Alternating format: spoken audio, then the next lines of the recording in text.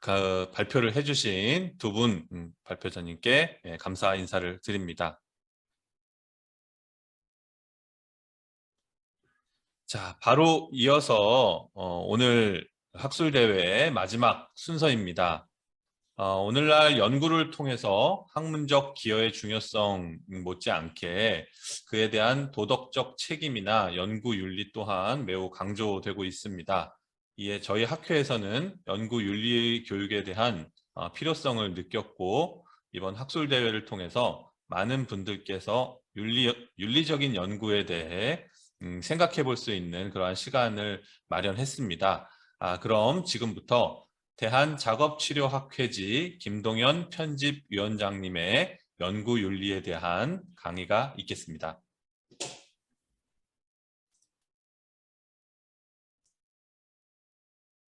2022 대한지역사회작업치료학회 학술제 연구윤리교육을 시작하겠습니다.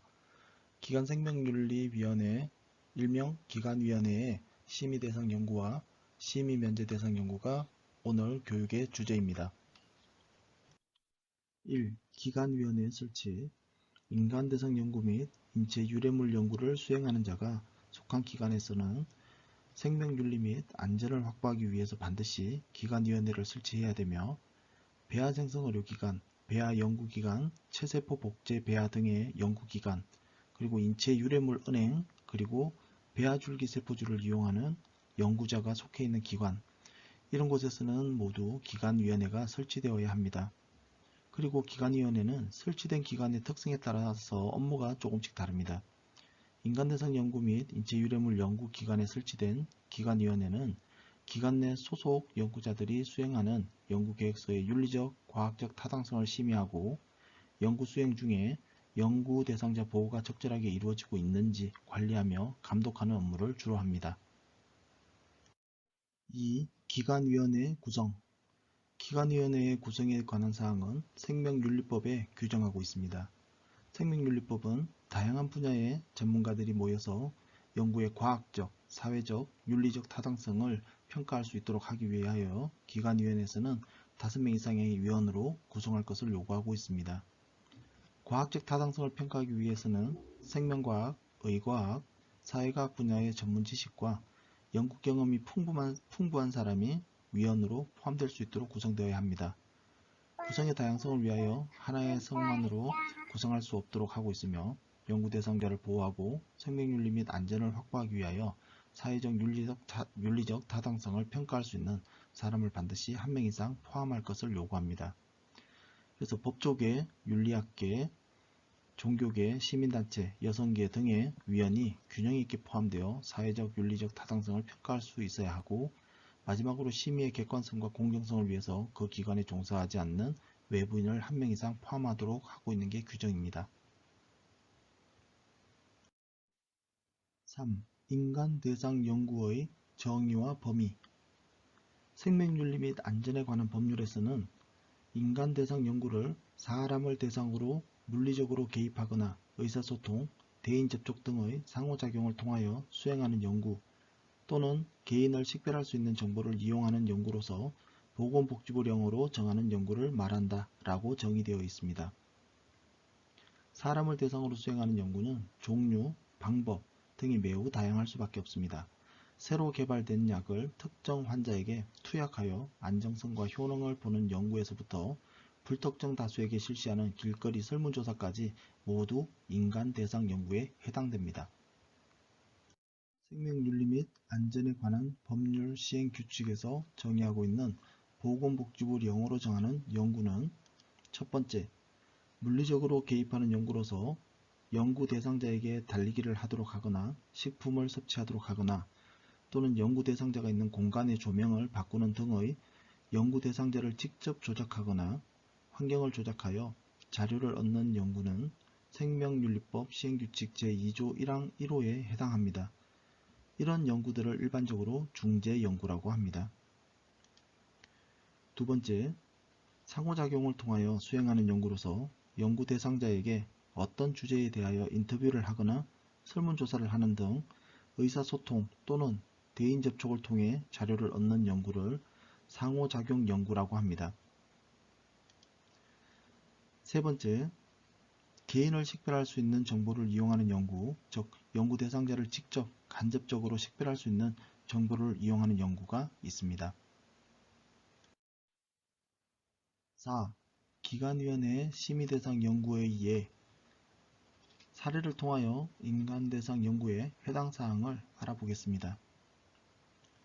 연구 주제는 음악 감상이 사람들의 스트레스에 미치는 영향이며 연구자 A는 음악 감상이 사람들의 스트레스에 미치는 영향을 알아보고 싶었다. 그래서 연구자 A는 일반인 50명을 모집하여 실험군과 대조군으로 무작위 배정하였고 실험군에 속한 사람에게만 일주일간 하루 1회 음악 감상을 하도록 하였고 실험 사전 사후에 실험군과 대조군에 대하여 모두 스트레스를 측정하였으며 실험 결과 실험군은 스트레스가 감소하였다라는 결과를 얻었습니다. 이런 경우에 해당되는 부분은 인간대상 연구로서 생명윤리법 시행규칙 제2조 1항 1호에 해당되는 중재 연구에 해당이 되는 사례입니다. 두 번째 사례입니다. 연구 주제는 청소년의 여가시간 활동. 연구자 B는 청소년의 여가시간 활동에 대하여 알아보고자 하였다. 연구자 B는 땡땡시의 소재 중학교, 고등학교 두 곳을 방문하여 청소년 300명을 대상으로 여가시간의 정도와 주로 하는 활동 등에 대한 자기기입식 설문조사를 실시하였다. 설문조사 결과 연령이 높아질수록 여가시간이 감소한다는 것과 성별에 따라 활동의 유형이 다르다는 것을 알 수 있었다. 본 연구는 인간대상 연구로서 생명윤리법 시행규칙 제2조 1항 2호에 해당되는 상호작용 연구에 해당이 됩니다. 세 번째 사례입니다.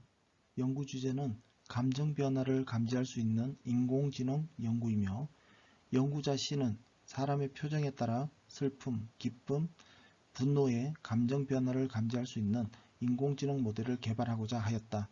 연구자 C는 사람들로부터 다양한 표정의 사진을 수집하였고 이를 바탕으로 인공지능을 학습하여 평가하는 연구를 수행하였다. 본 연구는 인간대상 연구로서 생명윤리법 시행규칙 제2조 1항 3호에 해당되는 정보이용 연구에 해당이 됩니다. 5. 기관위원회 심의대상 예외조항. 생명윤리법은 일부 연구에 대해서는 인간대상 연구에 포함하지 않는다는 예외조항을 두고 있습니다. 국가나 지방자치단체가 공공복리나 서비스 프로그램을 검토, 평가하기 위해서 직접 또는 위탁하여 수행하는 연구, 그리고 초중등교육법 제2조, 그리고 고등교육법 제2조에 따른 학교와 보건복지부 장관이 정하여 고시하는 교육기관에서 통상적인 교육 실무와 관련하여 하는 연구는 생명윤리법의 적용을 받는 인간대상 연구에 포함되지 않는다고 규정하고 있습니다. 그러나 생명윤리법에 적용을 받는 인간대상 연구에 포함되지 않더라도 연구자는 윤리적 연구 수행을 위한 기본 원칙과 그다음 국제 지침을 준수하여 연구를 수행해야 합니다. 그리고 연구자가 필요하다고 판단하는 경우에는 기관위원회에 심의를 요청할 수 있습니다. 6. 기관위원회 심의 면제 대상 연구. 심의 면제. 생명윤리법상 연구자들은 인간 대상 연구를 수행하기 전에 연구 계획서를 작성하여 기관위원회의 심의를 받아야 하는 것이 원칙입니다. 그러나 인간 대상 연구는 연구 분야와 방법이 매우 다양하며 연구의 위험의 정도나 연구 대상자에게 미치는 영향의 정도도 매우 광범위합니다.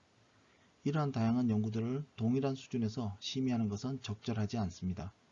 그래서 생명윤리법에서는 연구 대상자 및 공공에 미치는 위험이 지극히 미미한 경우로서 국가위원회의 심의를 거쳐 보건복지부령으로 정한 기준에 맞는 연구는 기관위원회의 심의를 면제할 수 있도록 규정을 하고 있습니다. 생명윤리 및 안전에 관한 법률 시행규칙에서 밝히는 심의 면제의 요지는 다음과 같습니다. 심의 면제 요건을 만족시키기 위한 요건 중 우선적으로 고려할 부분은 첫째, 연구 대상자 및 공공에 미치는 위험이 미미한 연구인지 여부입니다.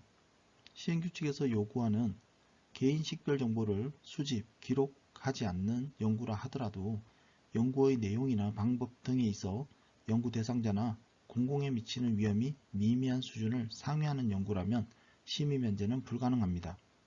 연구 대상자 및 공공에 미치는 위험이 미미한 연구에 해당하는 연구라면 그 다음 단계로 두 번째, 일반 대중에게 공개된 정보를 이용하는 연구이거나 개인 식별 정보를 수집, 기록하지 않는 연구에 해당하여야 합니다.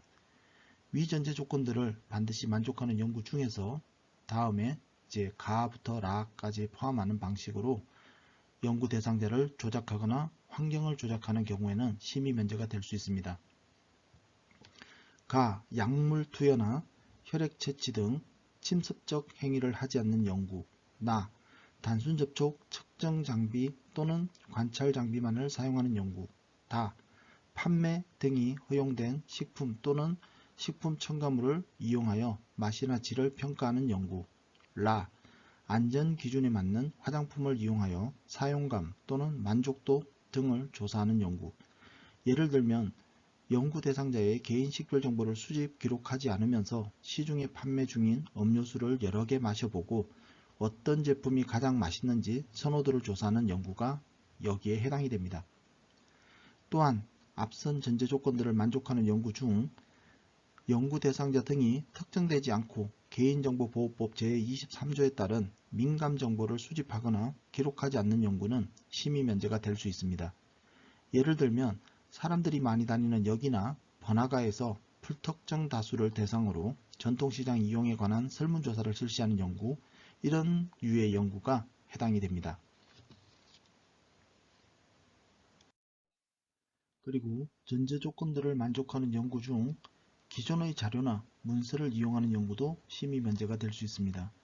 건강보험심사평가원이나 국민건강영양조사 등에서 일반 대중에게 공개된 원시자료를 이용하는 연구가 해당이 됩니다. 여기에서 주의할 점은 시행규칙 제13조 1항 1호, 2호의 연구는 취약한 환경의 연구 대상자를 대상으로 할 경우에는 심의 면제가 될 수 없습니다. 취약한 환경의 연구 대상자는 특별한 보호가 필요할 수 있으므로 기관위원회에서부터 연구 대상자의 안전대책을 심의받아야지 심의 면제가 가능합니다. 감사합니다. 이상으로 2022년 대한지역